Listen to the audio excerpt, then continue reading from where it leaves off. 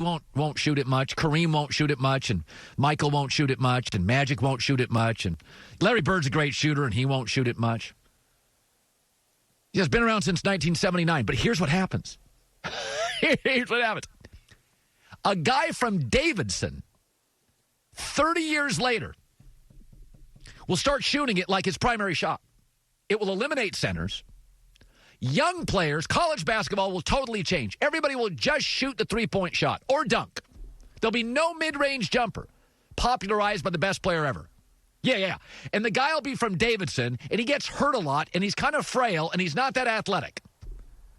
His name will be Steph Curry, and it will change global basketball forever. Steph Curry.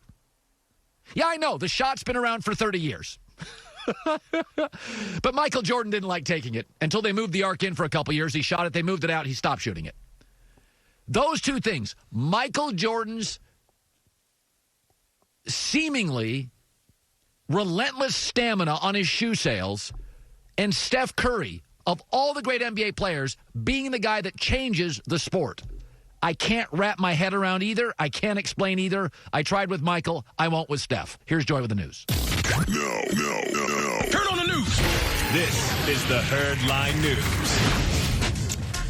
Patrick Mahomes capped off the 2019 season with a Super Bowl win, and now he's poised to take home even more hardware in 2020. According to Fox Bet, he is the favorite to win his second MVP next season at plus 375. The reigning MVP, Lamar Jackson, is right behind Mahomes at plus 600. Some other guys with some odds, Russell Wilson at plus 700, Dak Prescott plus 1,400, Deshaun Watson plus 1,800, Drew Brees plus 2,000, Aaron Rodgers plus 2,000, and Tom Brady 2,200. Nice to see Russell Wilson's never received one MVP vote. He's in the top 5. Isn't that insane? It's by the way, zero MVP votes. DeMarco Murray's gotten votes. If you look at the list of people who have gotten votes for the MVP, and they're all nice players, but nothing against DeMarco Murray. Dak's gotten a vote.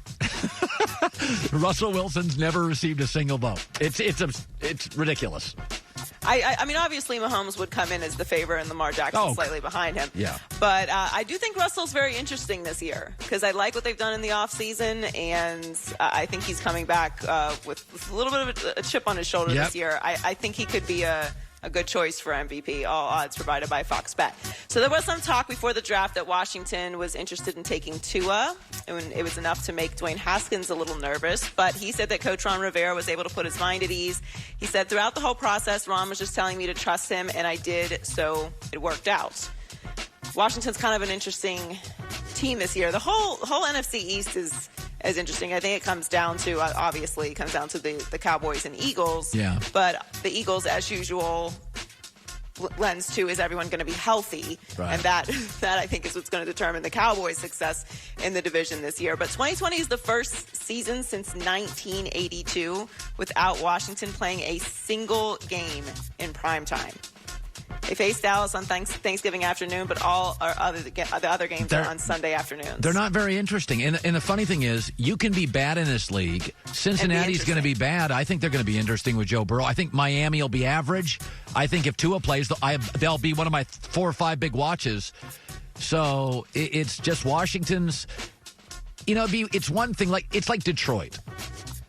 Cleveland's dysfunctional, but they have some stars, and it makes it interesting. Detroit and Washington are dysfunctional without star power. And so it's like, when Detroit was bad for years, but they had Barry Sanders, they were interesting. Right. The Bears were bad for years with Walter Payton. I remember as a kid, the Bears were awful forever. But they were fascinating because Walter Payton was such an amazing, iconic player. But Washington doesn't have a lot of, there's no it there. There are some storylines with Washington this year. Obviously, we want to see what happens with Haskins. I'd like to see what happens with their defense this year. I'm expecting them to take a step up. But yeah, I mean, after a few games with Dwayne Haskins, if we don't see a spark, there's nothing really else for them this year to do. So yeah, it doesn't surprise me they don't have that many or any primetime games. Yeah. So big UFC fight this weekend, and interim lightweight champion Justin Gaethje is supposed to face undisputed champ Khabib next title in a unification bout, but Conor McGregor wants a chance at Gaethje first. So he went on a Twitter rant yesterday demanding that he be Gaethje's next opponent. He said, "The fans make the sport. Watching the other night, I was against going in without them. but it will be my bleeping pleasure to display the power I possess with zero background noise for them. It's me and Justin next, as Khabib is the biggest bottle fighter in the game. Guarantee it. McGregor also called out Gaethje and said, try and dance around what the real threat is here all you want. I'm going to bleeping butcher you. He called Khabib an absolute embarrassment. And Khabib choked him out. What is he? First of all, Conor McGregor, anybody that fights Gaethje I'm in for. I find Gaethje to be so punch efficient. He's like a pitcher that it's like 4 pitches and you're out. Like, he doesn't waste time. He's not nibbling at corners. Gaethje just sizes you up, plays the angles, delivers, pops. There's no wasted motion. There's no wasted punches. No, he's a very efficient fighter. Oh, an incredibly efficient fighter. And I got to tell you something.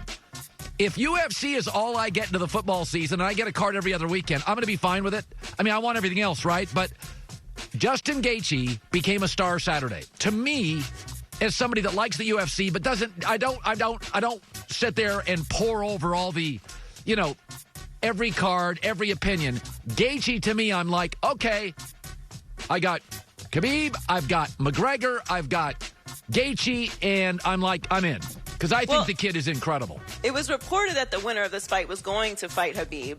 But Khabib and Gaethje's manager said, talking about McGregor, said he had a chance to fight Justin in January, and he picked Donald Cerrone instead. So he picked the easier fight. Now the two kings of the division will fight, and maybe Conor can fight someone in the co-main event. So he said he was not allowed to talk bad about anyone because it's Ramadan right now. So that was the shot that he would take at him. But Dana White has confirmed that McGregor is interested in fighting sometime this summer, but they haven't discussed a specific date or opponent. But it's kind of looking like it's going to be Donald Cerrone. I think Justin Gaethje is my favorite fighter now in the sport. I think he's my favorite fighter. His efficiency is unbelievable. Not a lot of trash talk. Good kid. Just delivers blows. No wasted motion. He just took apart Tony Ferguson. And I was just like, Tony Ferguson was much longer, much greater reach, much more experience, and he just walked in there, surgically took him apart. I found it to be